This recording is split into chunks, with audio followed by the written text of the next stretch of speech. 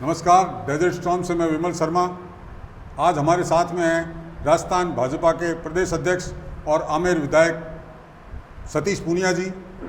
आप इन दिनों जोधपुर, बाड़मेर और जैसलमेर के दौरे पर हैं।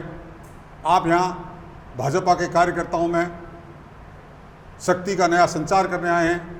आज आप हमारे बीच डेजर्ट स्टॉर्म ऑफिस में हैं। हम आपका स्वागत करते हैं।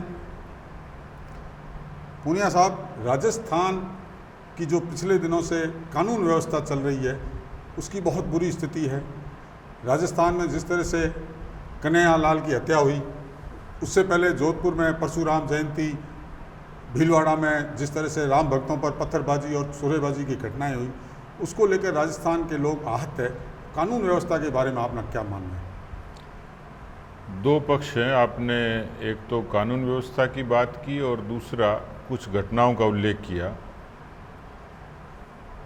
हालांकि पहला पक्ष कानून व्यवस्था का ही है। राजस्थान एक शांतिपूर्ण प्रदेश है और उसमें लगातार अपराध की घटनाओं ने राजस्थान को प्रभावित किया है।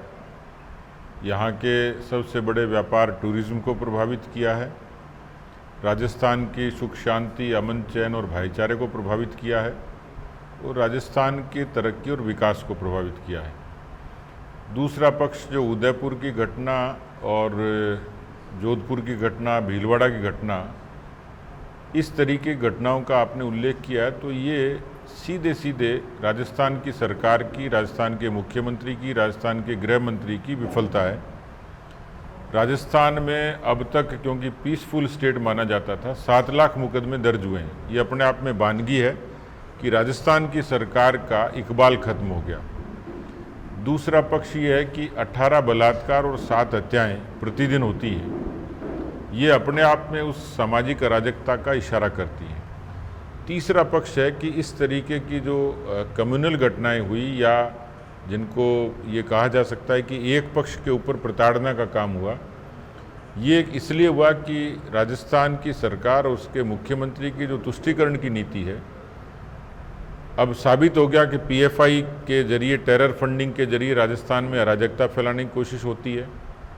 और ये इसलिए हुआ कि रामनवमी पे प्रतिबंध लगाया। 17 जिलों में हिंदू नववर्ष की रैली पर धारा 144 लगाई गई। दूसरी तरफ पीएफआई को रैली की परमिशन दी गई हिजाब के मुद्दे पर। तो जो घटनाएं हैं, ये घटनाएं तुष्टीकरण के कारण हुई और उसके कारण जो अराजक तत्व थे उनको अवसर मिला और उन्होंने इस बात के बिना किसी भय के कि उनका कुछ बिगड़ेगा, इस तरह की घटनाएं कारित की। तो ऐसा लगता है कि राजस्थान अब अपराधियों के हवाले हो गया और दुर्भाग्यपूर्ण भी है और चिंताजनक भी है। आपने कहा कि तुष्टीकरण की नीति, अशोक गहलोत की जो तुष्टीकरण की नीति अभी जिस तरह से सामने आ रही है, उसमें एक वर्ग विशेष के लोगों पर उनकी ज़्यादा ध्यान केंद्रित रहता है, उनको ज़्यादा उन पर मेहरबानी रहती है। एक घटना होती है जोधपुर में जिस पर तो उनको दुर्घटना में जो अगर वर्ग विशेष के लोग मारे जाते हैं उनको तो दिया जाता है मुआवजा, और एक हिंदू धर्म के लोग जब भीलवाड़ा में उसी तरह से डूब के बच्चे मरते हैं तो उनको किसी प्रकार की सहायता नहीं दी जाती। ये एक तरह का तुष्टीकरण है। जो मैंने कहा कि कांग्रेस और अशोक गहलोत जी वोट बैंक की राजनीति करते हैं और वोट बैंक की राजनीति के कारण ही ये सारी चीज़ें हुई हैं, कि जिसके कारण उनको लगता होगा कि ये अपीजमेंट करने से उनका वोट बैंक पुख्ता रहेगा। लेकिन प्रदेश के बहुसंख्यक लोगों के साथ इस तरीके से अत्याचार हुए, उनके साथ जो तकलीफ़ें हुई हैं, उससे राजस्थान का बहुसंख्यक जो समुदाय है वो जनाक्रोशित है। उसमें एक तरीके की निराशा भी है और उसमें आक्रोश भी है। प्रदेश में जब भी कोई घटना होती है, उस घटना को अशोक गहलोत जब भी मीडिया के सामने आते हैं तो सीधा सीधा वो नरेंद्र मोदी और अमित शाह पे आरोप लगा देते हैं कि ये जोधपुर की घटना हो, चाहे उदयपुर की घटना हुई हो, चाहे भीलवाड़ा की घटना हुई हो, तो सीधा सा आरोप कि भाई उनके कारण से ये सब इस देश में हो रहा है। आरोप लगाने का काम वो करते हैं जो कमज़ोर होते हैं, और अशोक गहलोत की शासन व्यवस्था कमज़ोर है, इसलिए अपने पापों से पीछा छुड़ाने के लिए, लोगों को गुमराह करने के लिए, ध्यान बटाने के लिए इस तरीके का आरोप वो अक्सर लगाते हैं, पर उनके आरोपों में दम होता नहीं है। प्रदेश में भाजपा की वर्तमान स्थिति है, उसमें कांग्रेस हमेशा आरोप लगाती रहती है कि भाजपा में कोई चेहरा नहीं है, और किस बिहाव पे भाजपा चुनाव लड़ेगी, इस संबंध में आप? नहीं, कांग्रेस ये आरोप लगाती है कि भाजपा में बहुत सारे चेहरे हैं हाँ, और sorry। बहुत सारे चेहरे भाजपा की ताकत हैं। कभी किसी समय वो कहते थे कि बीजेपी के पास लीडरशिप क्राइसिस है, इनके पास लोग नहीं है। उनके पास तो दो ही लोगों में चर्चा होती है। यहाँ यदि दर्जन भर लोग हैं तो इतने कॉम्पिटेंट लोग हैं, पार्टी ने ऐसे नेता स्थापित कर दिए कि पार्टी के पास हर तरीके के योग्य और क्षमतावान नेतृत्व है।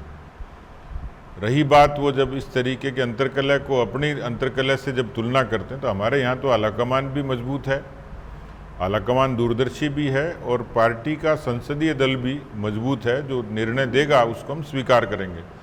वहाँ तो इतने बड़े प्रदेश की सत्ता होने के बाद उनके आलाकमान को अभी तक 3.5 वर्षों में एक अम्ब्रेला के नीचे वो नहीं ला पाए पार्टी को।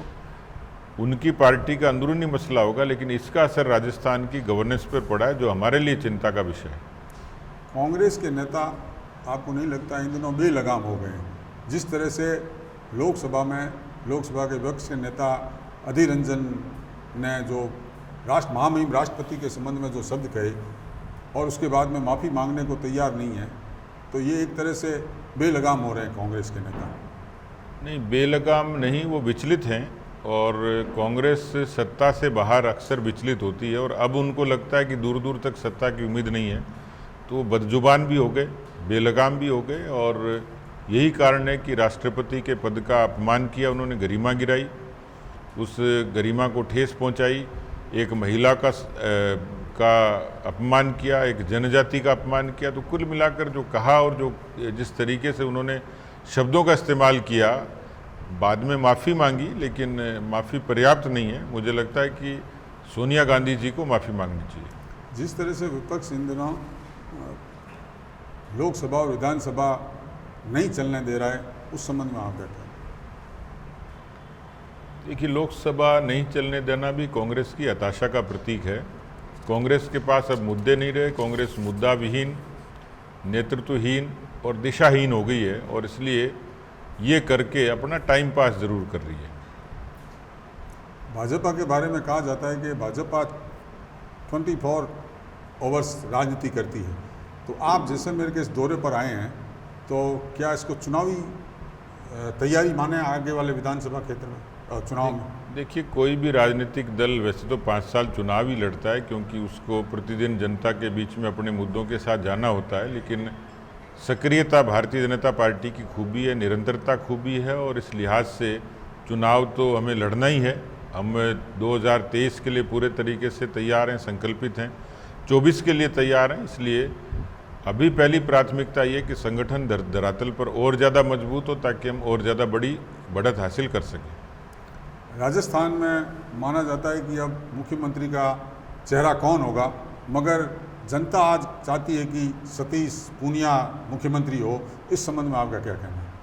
देखिए, मेरी अपनी कोई महत्वाकांक्षा नहीं है, मेरा अपना कोई मिशन नहीं है। मुझे पार्टी जब जो भूमिका देती है मैं उसका निर्वहन करता हूँ। अभी मैं पार्टी का अध्यक्ष हूँ और मेरी प्राथमिकता है कि मेरे अध्यक्षीय काल में पार्टी नीचे तक धरातल पर मजबूत हो। हम लोग 2023 में बहुमत के साथ सत्ता में आए, कांग्रेस को सत्ता से बाहर करें। पार्टी जिसको नेता तय करेगी, हम सब लोग मिलकर उसके पीछे चलेंगे। इसलिए मैं न तो आलाकमान के पास कोई दावा करने जा रहा, न अपनी तरफ से कोई दावेदारी पेश कर रहा। मैं स्वाभाविक तौर पर पार्टी का एक सामान्य कार्यकर्ता हूँ, किसान के घर में पैदा हुआ और पार्टी ने मुझे जो सम्मान दिया है, मेरे लिए ये एक गरिमा का काम है, सम्मान का काम है। पूरी किसान कौम का सम्मान भारतीय जनता पार्टी ने किया है। आगे भूमिका क्या रहती है पार्टी को तय करनी है, हमारी भूमिका हम तय नहीं करते हैं। लेकिन मैं अपने काम से संतुष्ट भी हूं और कोशिश करूंगा कि मैं केंद्रीय नेतृत्व की अपेक्षा को पूरा करूं और 2023 में सत्ता को उनके को सुपुर्द करूं। आप हमारे यहाँ आए, आपका बहुत बहुत आभार। आपने डेजर्ट स्टॉर्म के सवालों के जवाब दिए और ये भी बताया कि भाजपा एक अनुशासित पार्टी है और आप अनुशासित रह के पार्टी के लिए काम करेंगे और इस 2023 की पार्टी को जीत दिलाकर समर्पित करेंगे। पार्टी को मुख्यमंत्री किसे बनाना है वो पार्टी तय करेगी। धन्यवाद, बहुत बहुत धन्यवाद और मेरी भी शुभकामनाएं डेजर्ट स्टॉर्म।